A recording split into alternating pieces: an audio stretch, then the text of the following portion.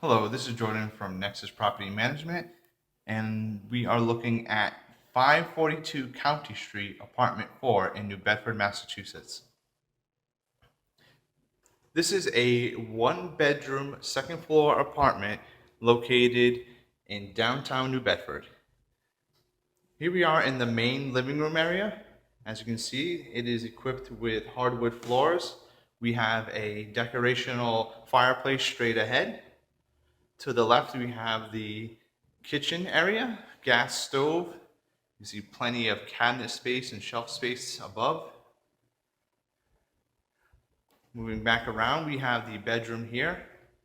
As you can see, you can have these large, beautiful windows for plenty of natural light. Hardwood floors throughout the apartment. A closet behind the door here. We also have another storage closet next to the entrance.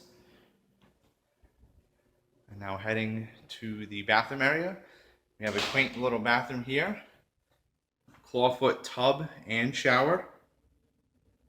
We have the medicine cabinet and the sink here. And the toilet right across as well.